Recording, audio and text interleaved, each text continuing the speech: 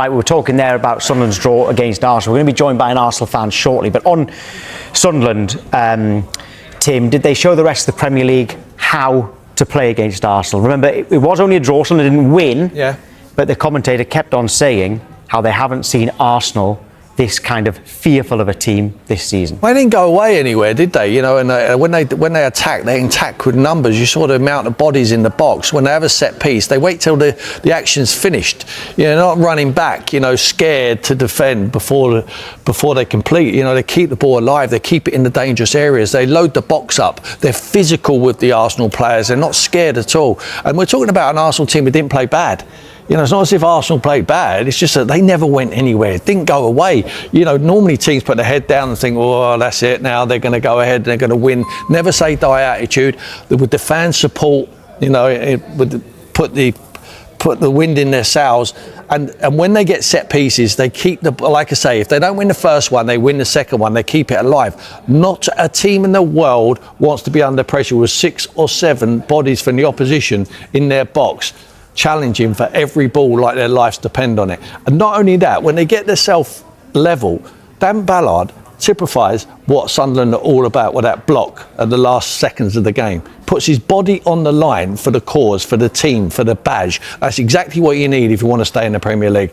They're staying in the Premier League. I've told you for a month now. There's no danger they will get. Now they have to start looking upwards. Where can they actually finish? What they are at the moment is party poopers. And that's great. To beat the big teams, who would have thought they could get a draw off Arsenal? No one's getting anywhere near Arsenal. To score a goal against Arsenal is bad enough.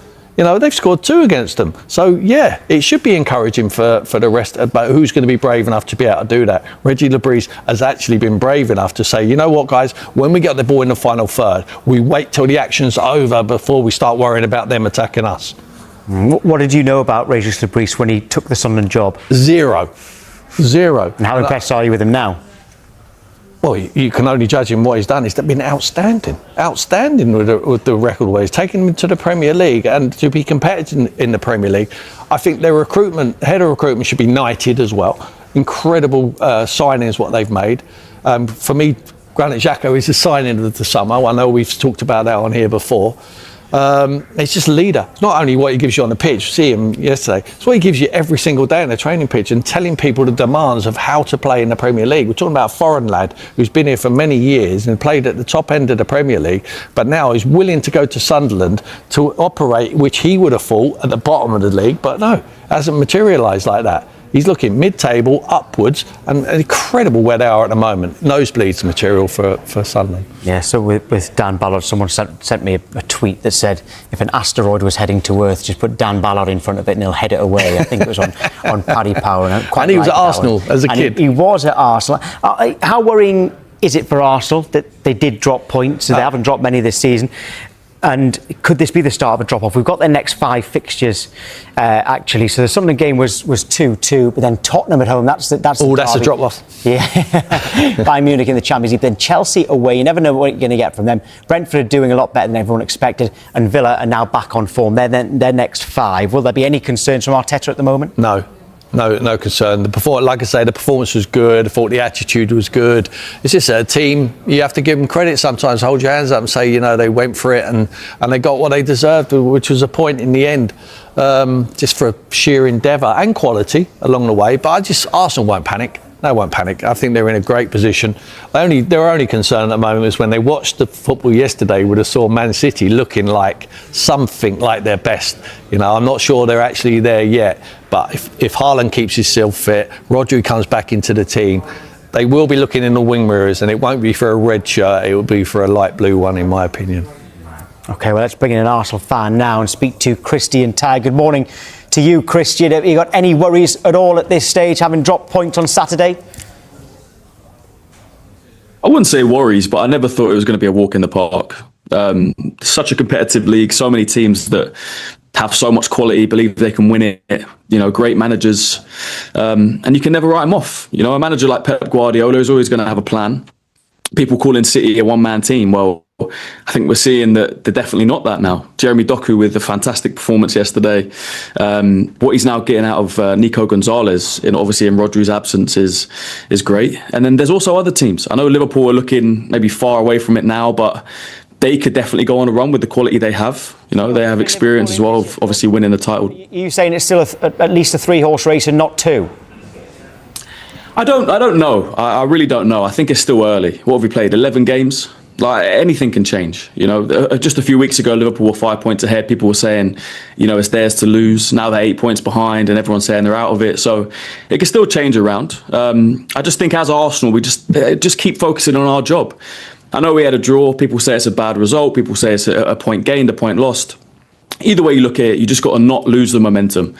It's a tough place to go. Anyone can go there this season and drop points. They got, a good manager, good players. We know all about Granit Xhaka.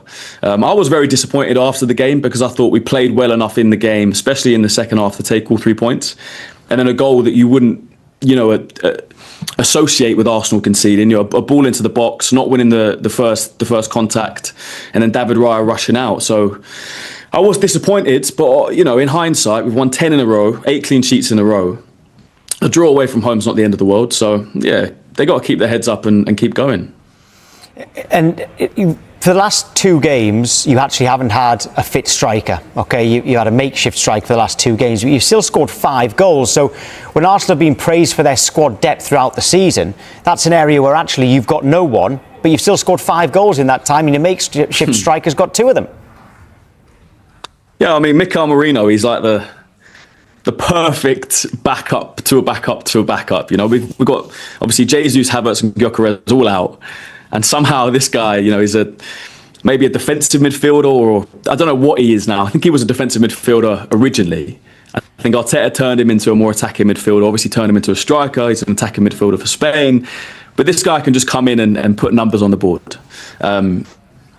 And yeah, he came in obviously in the Champions League, scored 2 goals, came in last season, scored some big goals, Real Madrid.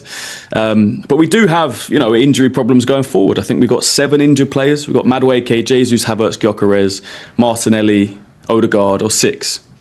I don't know if I'm missing one in there. But, to still be top of the league, 26 points, 4 clear of City, and 8 ahead of Liverpool at this point, I think is still impressive. If you'd offered me this before the season, you're going to be 4 clear after 11 games played going into that international break, I would have taken it. So Christian, it's not all doom and gloom. Christian, I always say it's really hard for a London team to win the Premier League because of the derbies. You've got 2 derbies coming up after the international break, Tottenham and Chelsea. If you win them 2 games, I think it gives you the confidence to really, really go ahead and you're off the bridle then, mate, and I think you're away. Would you not agree with that? But to lose them 2 games, which possibly might happen, pal, I'll just put that in your head, that would be an absolute disaster, and that'd be more than dropping 6 points. I agree, it would be a disaster. I don't think we'll lose both. I think we're good enough to win both. I think we should be definitely aiming to beat Spurs at home. No disrespect to them, but like I say, it's a game. Spurs are better away, you know that. 3 points. They're better away, but usually when they come to the Emirates, they struggle. So hopefully it's more of the same. Like I say, I think we're more than good enough to beat Spurs at home. Chelsea away will be tough, but again, I think you could take all 3 points. I think defensively they struggled this season. Sunderland went to Stamford Bridge and won. They're very inconsistent, but then on the other hand, you could say Liverpool went there and Chelsea beat them. So it depends what Chelsea turn up. But I do think if Arsenal turn up, if we play at 90, 100%, there's not a team in the league we can't beat this season. It's just about being on it, not conceding stupid goals like I think we did against Sunderland. The first goal, long ball into the box, we don't get contact on it, let it bounces around Ballard with a great strike, and then the second one. A ball into the box, we don't get the first contact. Zubimendi, I think, misses out on the header. And then, David Raya comes rushing out. 2 avoidable goals. So I think they'll be looking at that and they won't, it's not like we had a terrible performance where we fell apart. It was 2 moments where we conceded 2 goals. We're much better in that second half.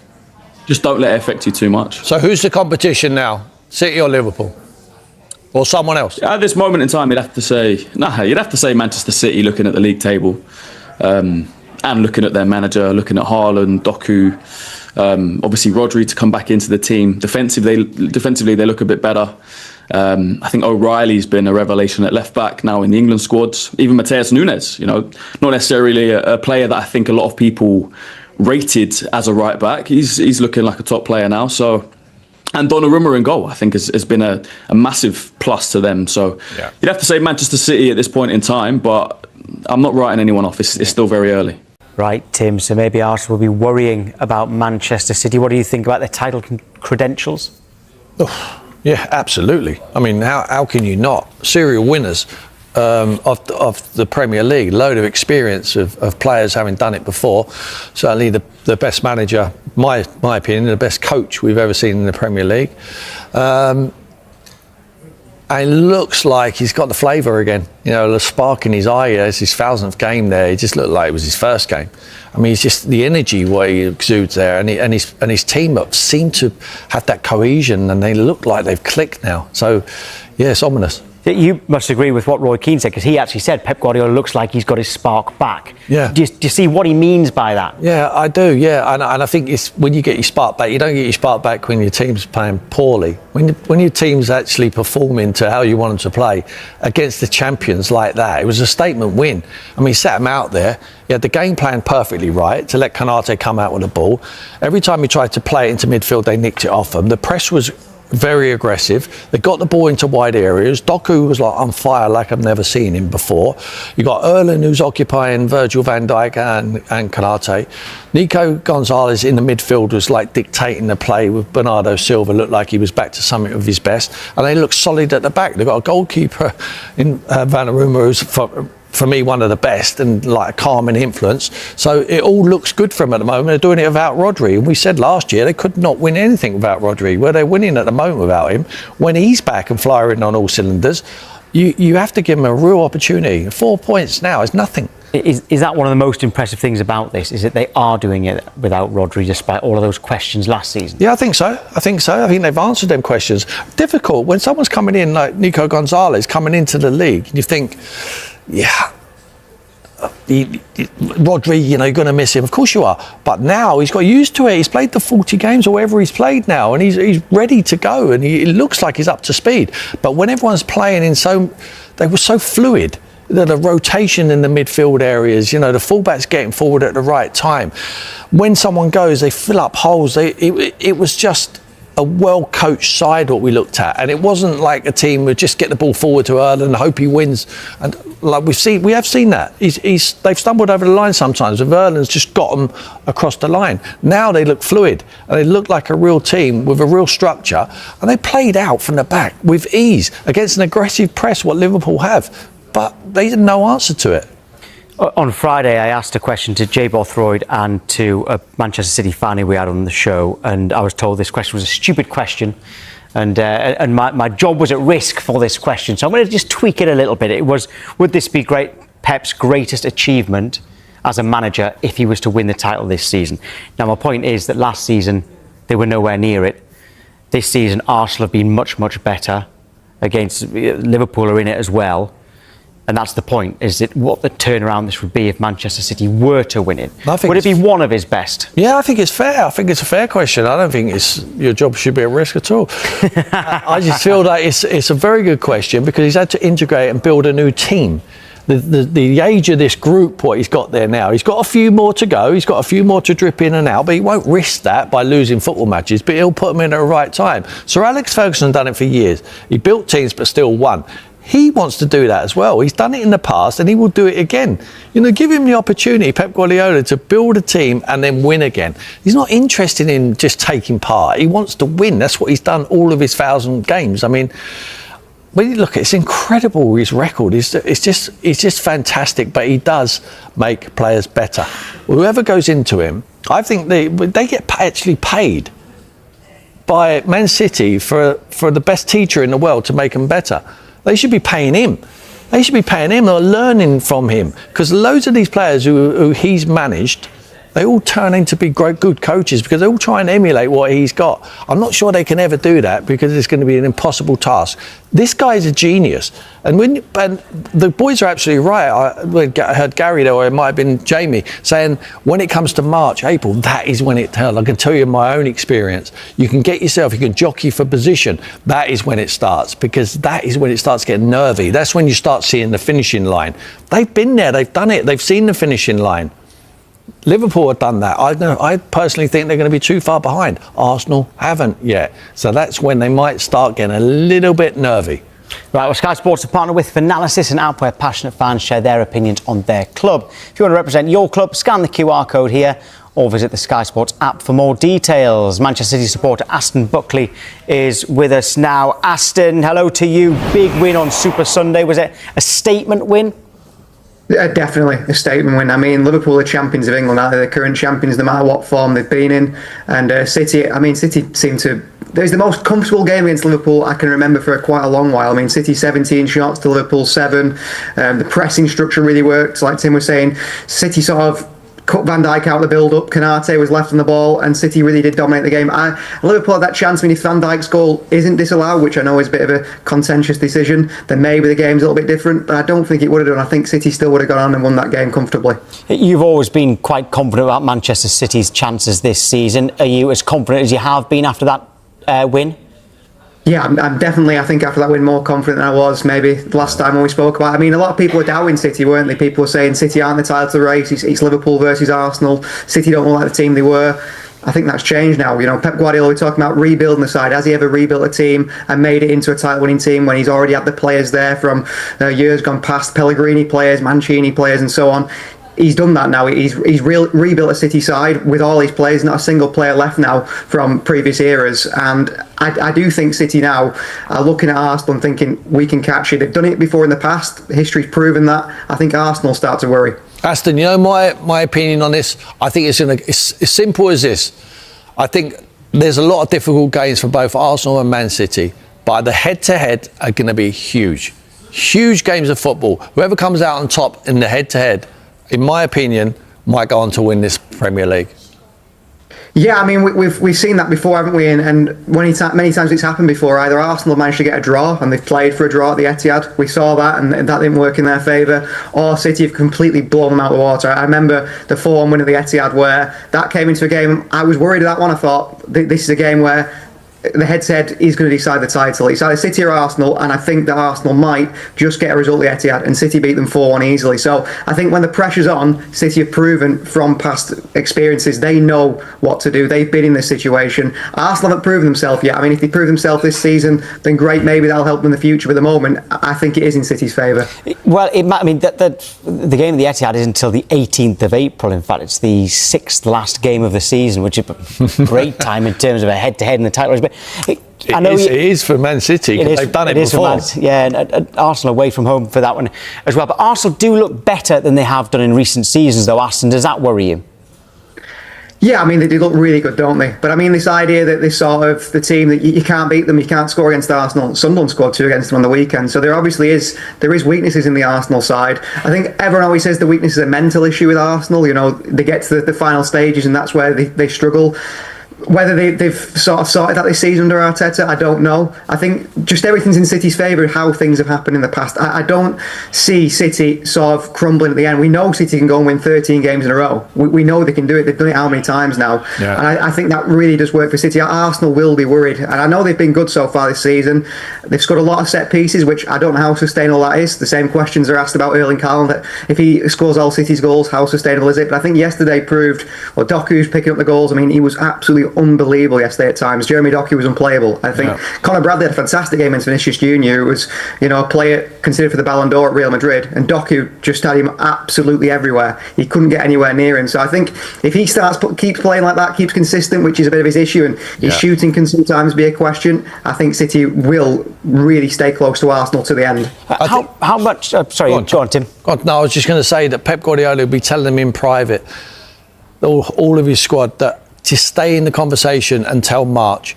he knows from experience that is the squeaky bum time. That is the time when people start playing in a different environment. It's completely different. Your mindset's different. I know from experience that you think, well, the finishing line's there. Could it be, are we going to throw it away? I just think with that experience where you'd be telling the lads, you need to just stay on the line, that, once you turn the bend, you start seeing the finishing line. And I think that experience might just be the difference between who wins it and who loses it. Yeah, I mean, it's what Pep's done with the players he's brought in. I think a big difference you could see between Liverpool and City is the new signings. City's got signs of hit the ground running, really. They've all sort of performed already. Shirky's been great. Nico in the midfield. We're not missing Rodri at the moment, which is crazy to say that. Whereas, like Liverpool's players, Wirtz, I mean, he was pretty poor yesterday, wasn't he? He got bullied a little bit. So it's what Pep does with the players that he brings in. It's what he can bring from the players. And it's those little tactical tweaks that he's happy to make. City don't play the same way every single time. I mean, we used to Doku staying on the byline the last few games, and yesterday he was playing inside and causing havoc inside as well. So it's that you talk about him being the best manager in the world. I've always thought that. I think the past proves that. Who else has won 4 titles in a row? No one's done it. So the experience and everything is on City's side for that. Penalty miss, Ballard's costly error, and Brobby's high boot, breaking down the controversial moments from Sunderland versus Arsenal.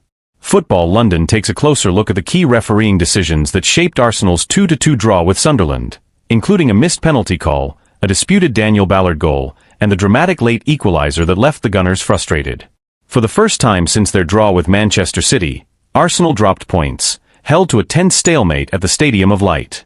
Mikel Arteta's side faced one of their toughest and most organised opponents of the season and looked on course for victory, until Brian Brobby's stoppage time strikes silence the travelling fans. It wasn't just the result that stung. Several refereeing controversies added fuel to the frustration. After falling behind early, Arsenal saw 2 questionable calls go against them, both of which could have swung the game in their favour. Referee Craig Pawson once again found himself at the centre of the post-match debate. Below, Football.London reviews the major incidents from the match. 1. The missed penalty on Mikel Merino. Early in the first half, a dangerous cross from Leandro Trossard caused chaos in Sunderland's box. As Mikel Merino went up to challenge for the ball against former Arsenal defender Daniel Ballard, the Sunderland player raised his left arm and caught Merino hard in the head before heading the ball away. The Spanish midfielder collapsed to the turf and required lengthy medical attention, forcing multiple stoppages in play. Analysis. If that type of contact had happened anywhere outside the box, it would almost certainly have been called a foul. Ballard made clear, forceful contact with Merino's face before winning the header. Similar incidents, like Victor Gyökeres's denied penalty against Newcastle when Nick Pope touched the ball first, have been ruled inconsistently. In this case, the contact was obvious, and if the referee didn't see it, VAR should have intervened for a clear and obvious error. Verdict: incorrect decision. Penalty should have been awarded to Arsenal. 2. Zubimendi's yellow card and the questionable free kick. In a moment of irony, this play began with what looked like a missed foul at the other end. Granit Xhaka appeared to clip Ebereki Eze from behind on the edge of Sunderland's box without playing the ball. Seconds later, Sunderland broke forward, and as Martin Zubimendi stretched to intercept, the referee blew for a foul and booked him for stopping a counterattack. Sunderland scored from the ensuing free kick, a sequence that changed the game's rhythm entirely. Analysis. Replays showed Zubimendi clearly got a firm touch on the ball before any contact with the attacker. If a foul had been called, a yellow card would have been fair under the stopping a promising attack rule, but in this case, it was simply the wrong call. The official also appeared to miss the earlier foul by Xhaka on Eze, another moment that influenced the play's development. Verdict: incorrect decision. No foul should have been given. 3. Brobby's high boot and the late equaliser. Just when Arsenal looked set to secure all 3 points, the Gunners were undone in stoppage time. In the 94th minute, Brian Brobby found the net after a chaotic sequence inside the box, drawing Sunderland level and sending the home crowd into celebration. Brobby appeared to lift his foot dangerously high during the challenge with Gabriel, who went down holding his face immediately after the goal. Despite brief appeals, the referee allowed play to continue, and VAR confirmed the goal. Analysis. On review, there was some mutual contact. Gabriel tugged Brobby's shirt noticeably in the build-up, while goalkeeper David Raya misjudged the flight of the ball and failed to clear it effectively. Though Brobby's leg was high, the challenge didn't appear reckless enough to warrant a foul, and Arsenal's defensive errors did most of the damage. Verdict: goal stands. Not enough evidence for a foul. Final takeaway: Arsenal will feel hard done by, with at least 2 critical calls going against them in a tightly contested match. For Mikel Arteta's team, it was a reminder that fine margins and officiating inconsistencies can change the course of a game, and perhaps over a long season, even the trajectory of a title challenge. For Sunderland, it was a night of grit and resilience, and for Craig Pawson, another performance under the microscope. In the aftermath of the 2-2 draw, the debate over Craig Pawson's performance and the use of VAR dominated both media coverage and post-match interviews. Arsenal's frustration was palpable, not only because of the lost points but because the team felt they had done enough to win, only to be undone by what they saw as inconsistent officiating. Mikel Arteta, who has been vocal in the past about refereeing standards, remained measured in his comments but couldn't hide his disappointment. He acknowledged his team's defensive lapses late in the game but also alluded to the small details that went against them. Those close to the manager described him as visibly frustrated in the dressing room, emphasizing that such decisions can change the momentum of an entire season. Behind the scenes, Arsenal staff reviewed the match footage extensively, pointing to specific incidents that they believe should have been handled differently by both the referee and the VAR officials.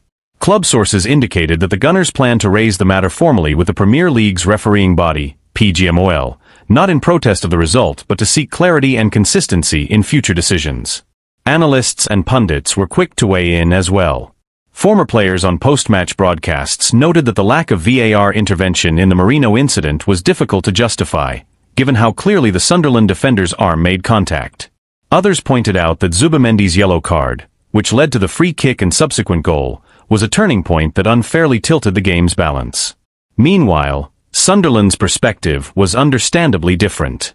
Manager Tony Mowbray praised his team's resilience and fighting spirit, highlighting how they continued to push until the final whistle. "We showed character," he said. "We went toe-to-toe with one of the best teams in the league and earned it." The draw, however, sparked wider discussion across English football about officiating consistency, especially in matches involving top sides. Former referees appeared on sports networks to analyze Pawson's decisions frame by frame, with most agreeing that while none of the calls were egregious, the cumulative effect painted a troubling picture of indecision and inconsistency. For Arsenal, the result meant more than just 2 dropped points. It was a psychological blow in a title race where every margin counts. The late goal from Brobby not only denied them victory, but also exposed defensive vulnerabilities that Arteta will be eager to address ahead of their upcoming fixtures. In the broader context, the match served as another reminder of how officiating remains one of the Premier League's most polarizing topics. Whether it's a missed penalty, an overlooked foul, or a subjective interpretation of clear and obvious error, moments like these continue to influence outcomes at the highest level. As the league moves deeper into the season, both Arsenal and the officials involved will feel the weight of this result. One as a setback in their campaign for consistency in silverware, the other as a fresh entry in an ongoing debate about accountability in modern refereeing.